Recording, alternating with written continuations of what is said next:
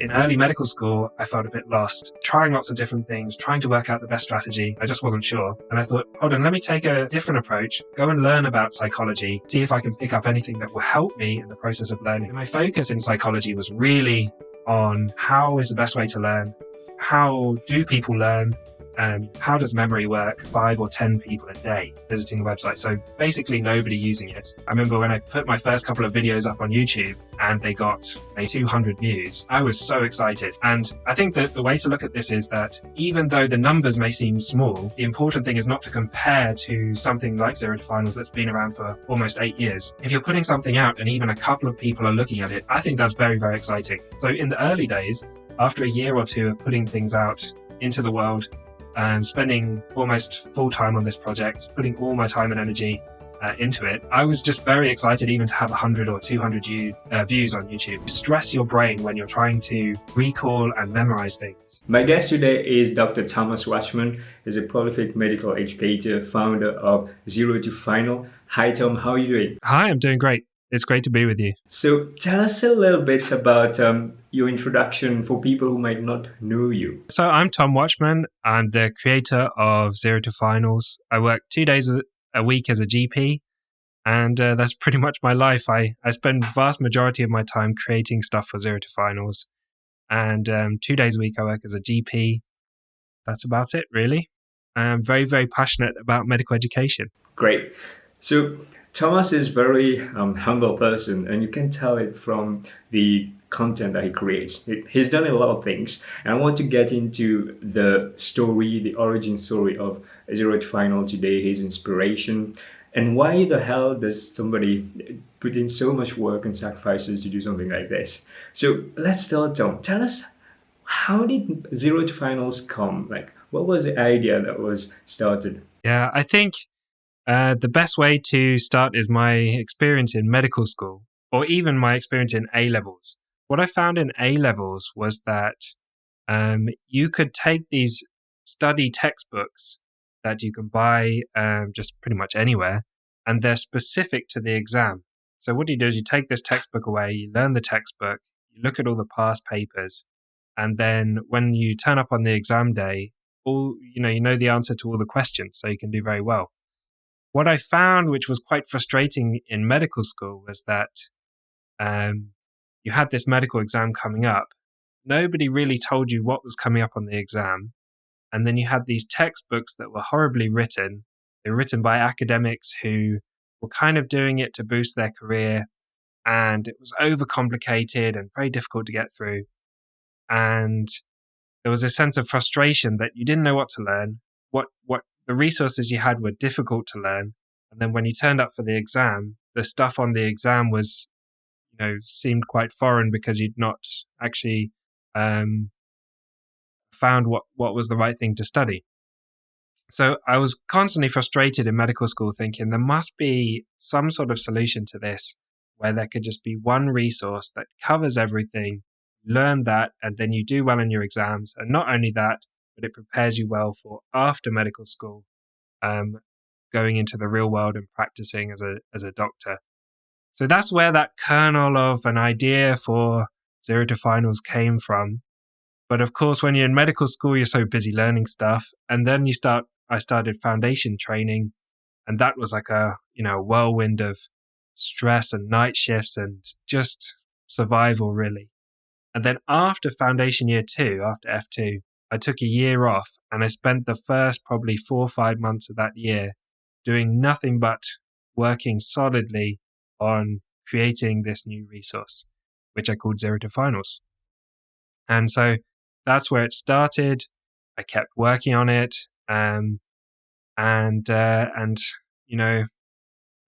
what it is today, I couldn't even imagine back then.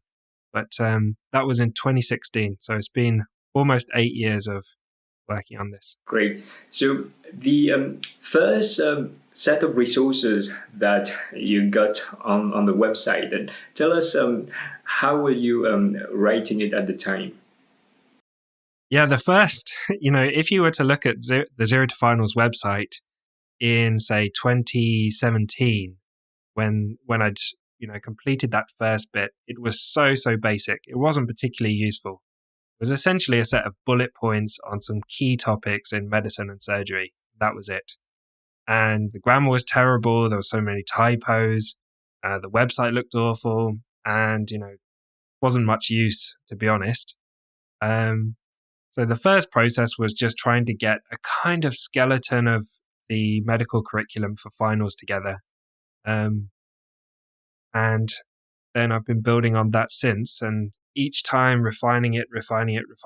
But it's been years of work, and I still feel like I'm just getting started. Great. So one of the things about starting is don't try and wait for the perfect time or wait for the perfect thing that you're going to put online. But yeah, it's about the small iteration, reiteration, and the compounding on that is amazing over time. So tell us about from the idea to starting it. How long was it? So the idea was really in medical school for this project. So we're probably looking at 3 years of just kind of pondering it. And actually in foundation training, I did try to get started and realized that I just didn't have enough time to make a big dent in it. So initially what I did is just as simple as sit down in front of a laptop with a Word document open and just start looking at guidelines, review papers, textbooks, and so on, and trying to consolidate that information in a very simple way into the Word document, and then just put that on a website and made it freely available to everyone. So very, very simple. And yeah, absolutely, I completely agree with you. If you want to start something, the best thing is to just get started. Just start putting things out and not try and fight this urge to be perfect from the very beginning, because everything takes a long time, and it takes, like you say, lots of iterations and refining things over and over again. And I still feel like I'm in that process now. So definitely not a complete project yet. Great. So when you first put something online and people are not aware of it, tell us about the beginning when it was not that busy, and it could be for many people a problem because then they give up. Yeah, that's a great question and a great angle to look at it, because I think I don't know if it was the timing in terms of what was available on the internet, but at the time there wasn't a great deal of stuff medical education wise on the internet. So there wasn't big channels like I suppose Osmosis and things like that. So when I first started it and put things out, I had a kind of a Google tracker that saw just how many people visited the website. And after a year or two, there'd be maybe 5 or 10 people a day visiting the website. So basically nobody using it. I think I remember when I put my first couple of videos up on YouTube and they got maybe 200 views, I was so excited. And I think that the way to look at this is that even though the numbers may seem small, the important thing is not to compare to something like Zero to Finals that's been around for almost 8 years. If you're putting something out and even a couple of people are looking at it, I think that's very, very exciting. So in the early days, after a year or two of putting things out into the world, spending almost full time on this project, putting all my time and energy into it, I was just very excited even to have 100 or 200 views on YouTube. And I think that's what helped me to sustain it over such a long time, is my expectations were so low. And another thing to add is that Zero to Finals was losing money. I had to pay for all the technology to make the stuff, plus the website hosting, all these extra little costs. And I wasn't making any money from Zero to Finals for the first sort of 3-4 years. It was only when YouTube started to put adverts on my videos, and I was making something like 5 or 10p a day from my videos, that it started making money. But in the overall scheme of things, I was still losing money. But to me, that was so exciting because I thought, oh my gosh, somebody's actually paying for what I love to do. And this might allow me to free up more time so that I can spend more time doing this thing that I love to do. I hope that answers your question. Yeah, I think that's great to get your perspective on the early beginning, even though it feels to me that it's still early days for Zero to Finals. So tell us about what would you attribute the success so far? I think, just like I said, just being super passionate about doing what I'm doing, having a very clear idea of what I'm trying to create and how I'm trying to help people, and not focusing on any outside interest. So I'm not doing this to make money. I'm not doing this as a reason to further my career in medicine. I'm not doing it as an academic exercise.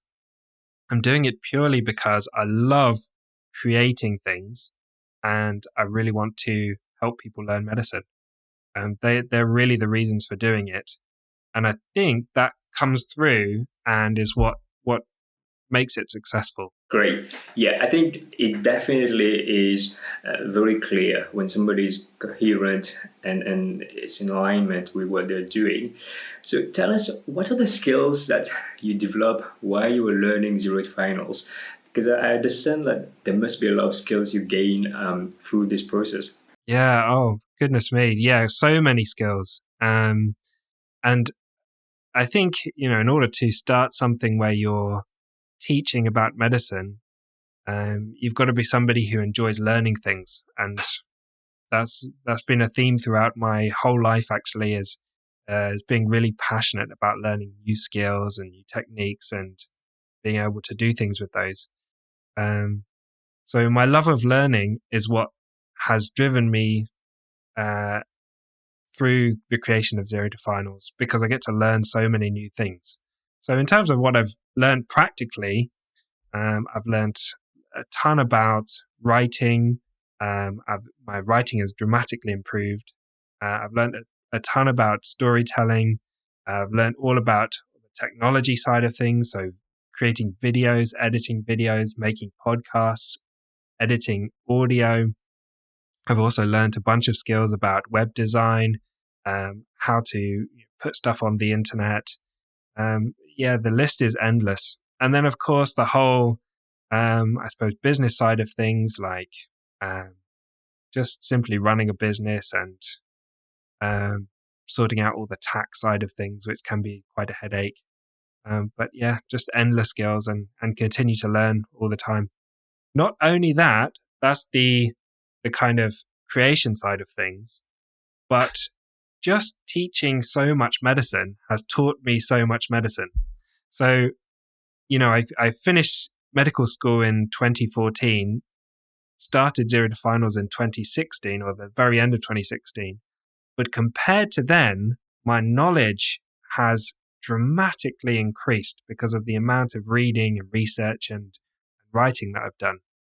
That really helps me in my day job in as a GP, or my side hustle as a GP. It helps me with my teaching when I see people in face to face, it's incredibly rewarding.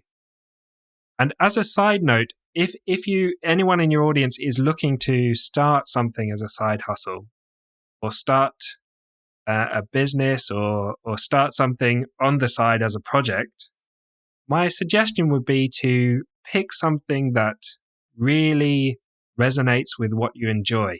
So if you really enjoy creating things, start something that involves doing a lot of creative activities and really pursue that, not worrying about the money, or not worrying about the prestige, or not worrying about the followers, or not worrying about any sort of objective measure of things.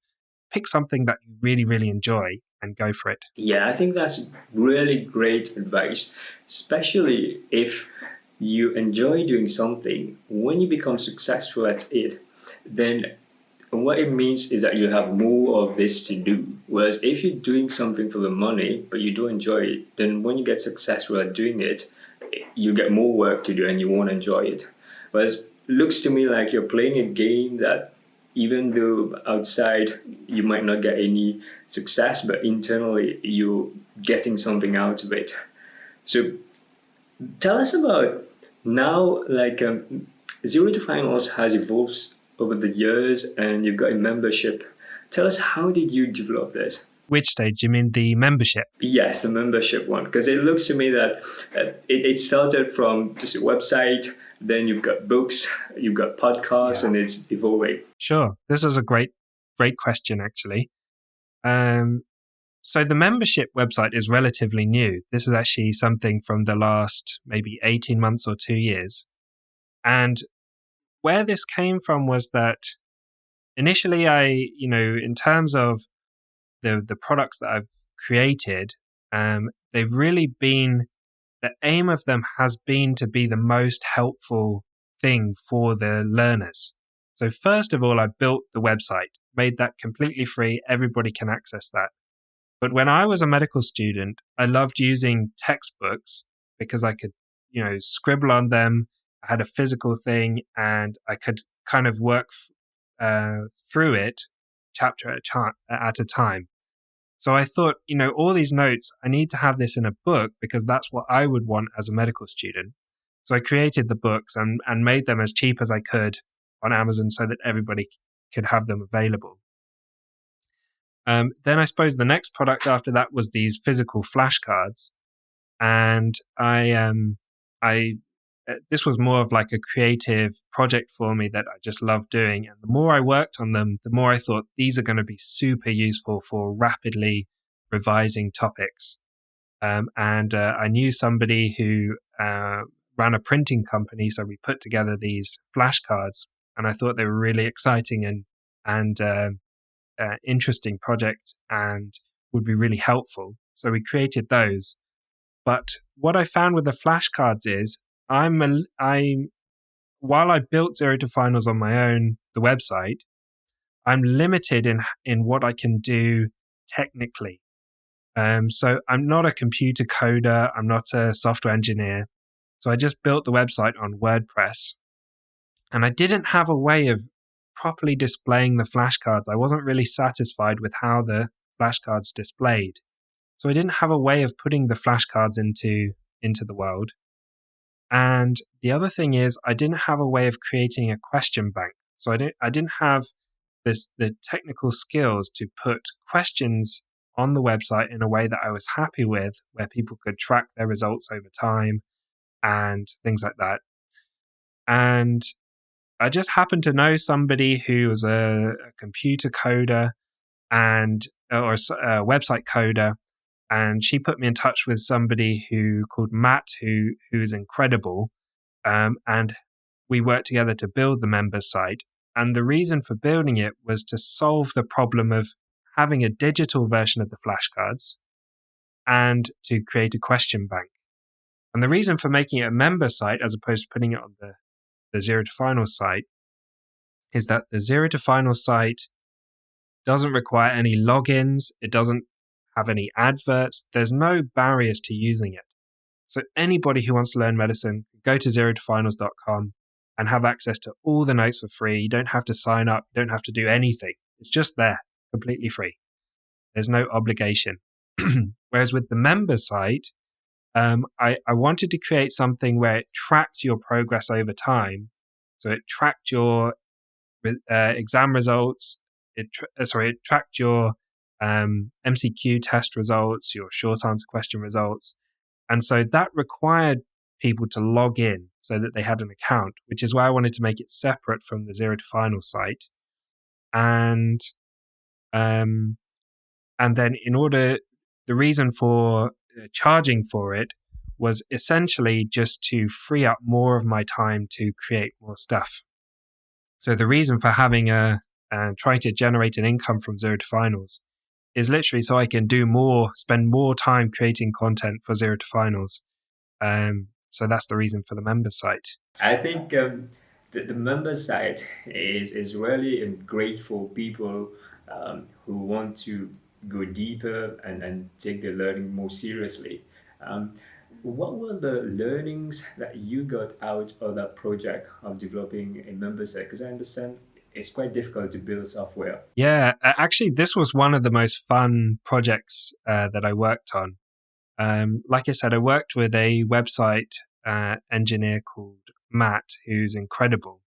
So initially we had a chat, and I kind of said the first thing we built was the flashcards. So initially it was just going to be a site for displaying the flashcards. And so what happened was I kind of gave him my vision. He went away, built a kind of preliminary thing, sent it back to me. I played around with it and gave him feedback. And then over time, going back and forward, where he'd work on something, I'd test it, figure out bugs, figure out how things could be improved. He'd then bring his ideas to the table and build something. And we went back and forward for, 6 months or a year or so, finally had this thing and put it out into the world. And then I just enjoyed the process so much that I said to him, how about we build this question bank site as well on top of the flashcards? And then we built that. And then I said, well, what about this other idea? I've got this idea for a course on how to learn medicine. Could we put that on the member site as well? And can you create functionality like this? So we worked on that project. And then I said, I've got this idea for an OSCE tool where people can practice OSCEs. And so we went backwards and forwards and built that tool. And then I said, what about this tracking tool where people can track their revision sessions and their exam results in preparation for exams? So we built that. And overall, it's been 2 years or so of back and forwards, but super fun and very enjoyable. Great. So tell us about learning medicine, because you're an expert in that topic. If somebody have got the exam, let's say in 3 months from now, and they're preparing for an exam, what would you say would be the high leverage activities they could do? Yeah, absolutely. I've got a real interest in the process of learning medicine, and talk about this on my YouTube channel. So I would say there's some really, really key things that you need to be doing. First of all, try not to waste too much time with activities that are low yield in terms of if you're going to be making notes, which only involves copying things from one textbook into your own set of notes, it's quite a low yield activity and you can waste a lot of time doing that. What you want to focus on is deep work. You may have come across this concept. There's a book called Deep Work, which I recommend people read. And this is like difficult, challenging work that you could probably only do for an hour or two at a time before your brain just feels fried. So doing intense work is important. And then the key concepts to work on are testing yourself, tracking your results over time, and spacing out repetitions of the topics that you need to go over in preparation for your exams. Okay, so let's break it down then. One thing that a lot of people try to do is taking note, which seems to be a low yield activity. But then you're saying that you have to do the deep work where you're doing the most difficult one. It's where you're actually getting your brain to do activities that will help. Because expand a little bit on that, Tom. Yeah, so when it comes to, let's start with making notes. When I've tried to learn a topic, I'll take the content that I'm trying to learn, and as I go through it, I do something called effortful reading. So the traditional note-taking way of doing things is to have your content there that you're trying to learn, maybe a textbook, and go through it with a highlighter, just highlighting important words. Or to have your notepad open next to it and just to essentially copy it without really thinking. So you could listen to music, you could have a conversation while you also copy out the content of the book. In contrast, my effortful reading technique involves having the content there, putting a piece of paper over the content and then bringing the piece of paper down, read the heading that comes up. So, for example, the heading might be ECG changes in acute coronary syndrome. And then with that content covered, with your notepad open, just scribble down everything you can remember. So you're trying to actively engage your brain and recall that information before you read it. So you write down everything you can remember about ECG changes in acute coronary syndrome, then uncover it with your piece of paper and try to fix the errors that you got. So, I didn't remember that. Okay, I need to remember that for next time. I'll cover it back up and come back to it later and try and recall that thing that I knew that I needed to remember for later. And go through the whole textbook this way. It's incredibly effortful, but it really stimulates your brain to take notice of that important content and store it for later for your exams. Are you enjoying this video so far? If you want more insight every week, then you might be interested in Fulfill Friday. This is a weekly newsletter in which I share exclusive insights on things I'm thinking and what I'm working. This is what some subscribers of Fulfill Friday have said. Join over 700 subscribers so you don't miss out on exclusive insights every Friday. Click the link down in the description below. It's completely free. But the work you're putting in is also working on your learning. Yeah, so the more effort that you can put in when you're trying to memorize something, the longer that information will stay with you. So essentially, the harder you stress your brain when you're trying to recall and memorize things and understand things, the longer that information will stay with you. If you're just sat there listening to music, having a chat, scrolling a bit, doing some texting, read a little bit, highlight a little bit, it's not going to stick. It needs to be something that really stresses your brain to make it stick. So you're telling me about how you're learning. Tell us, how did you go about learning for your licensing exam, Tom? For the AKT, to be honest, I'd done so many exams leading up to the AKT, and I'd spent so much time building the Zero to Finals content that my knowledge base was pretty good. So for the AKT, I used essentially Zero to Finals content plus a question bank in the form of past medicine. But you got to bear in mind, leading up to that, I'd been revising and done the MRCGP exams. So that had given me a good baseline of medical knowledge.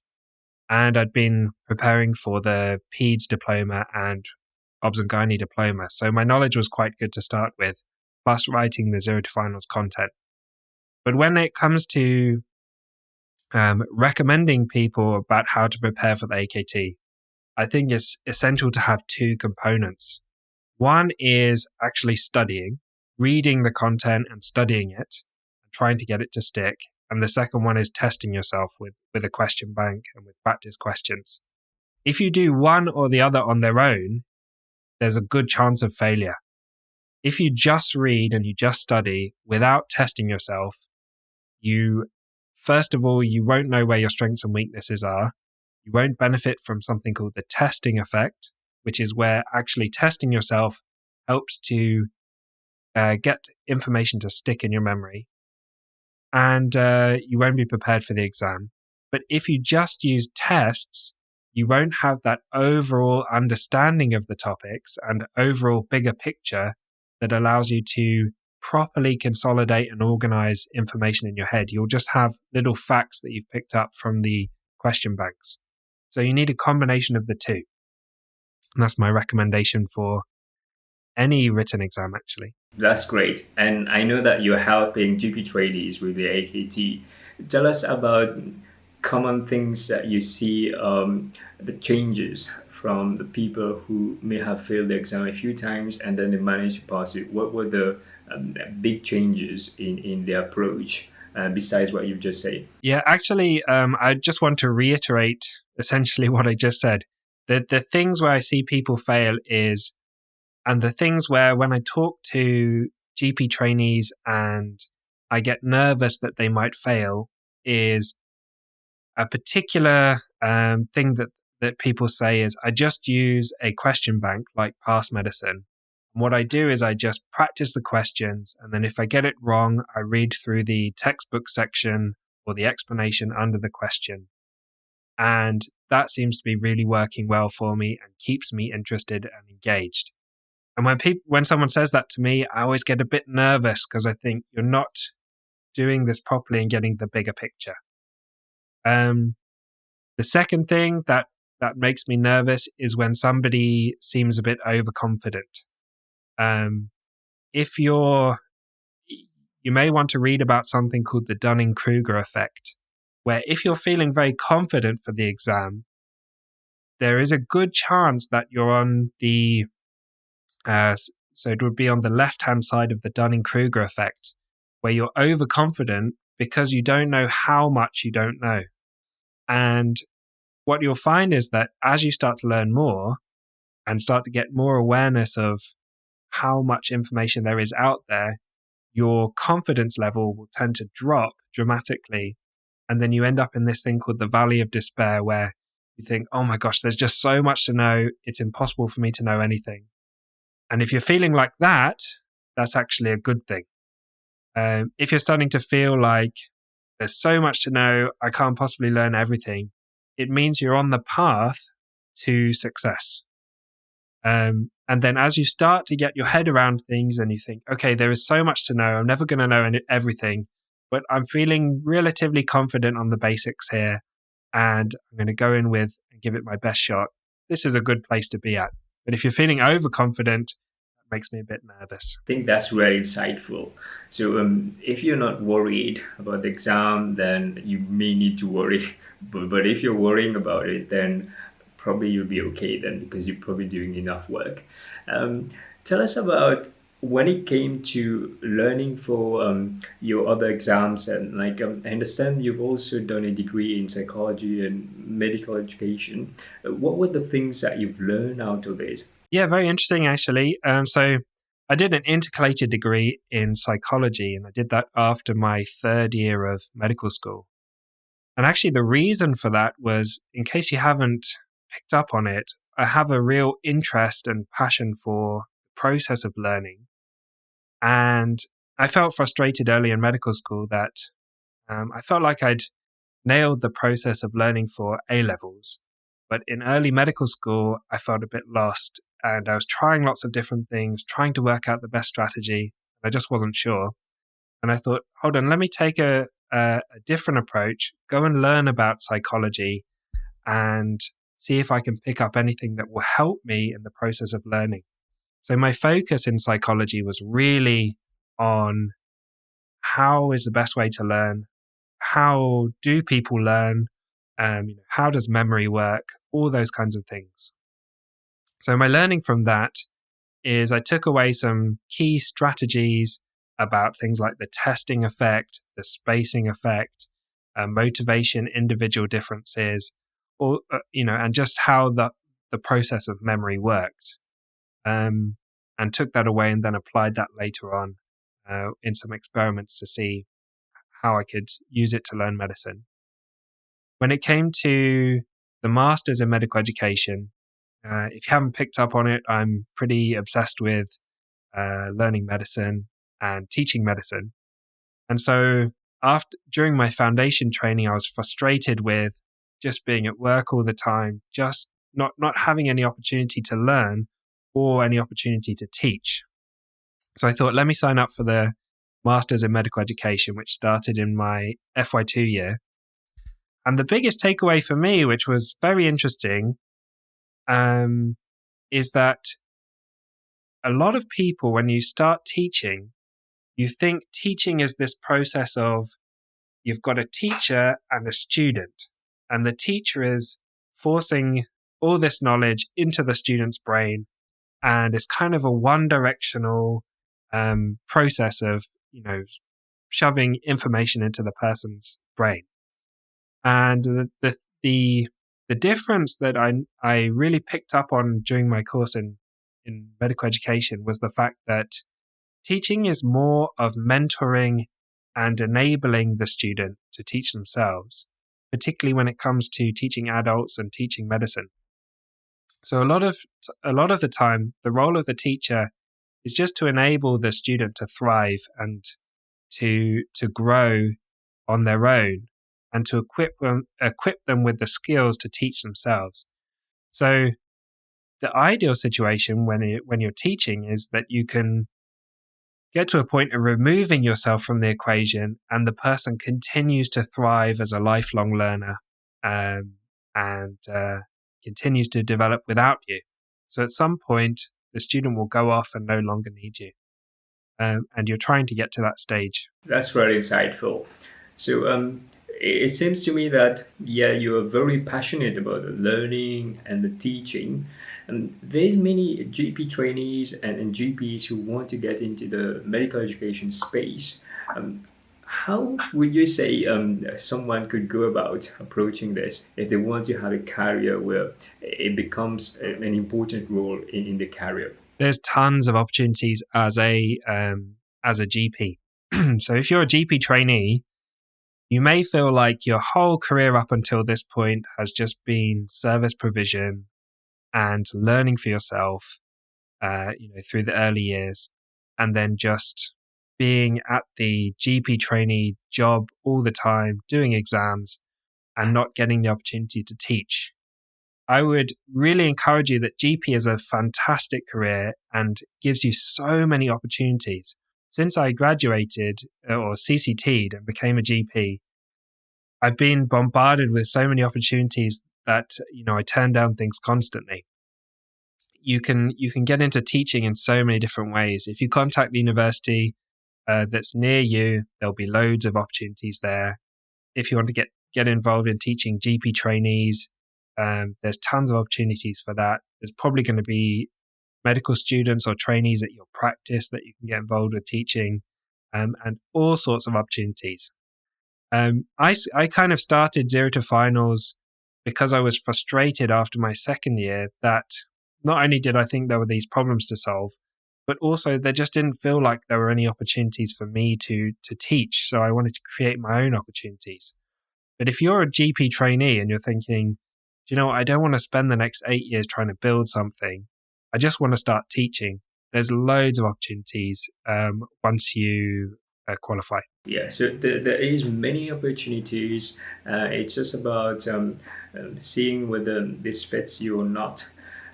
Tell us about what do you see in the next few years for Zero to Finals. How do you want to develop it? Yeah, it's just going to be more of the same, to be honest. It's going to be building out the question bank, building out more content that's going to be covering areas that I've not already covered. So things like psychiatry, dermatology, data interpretation.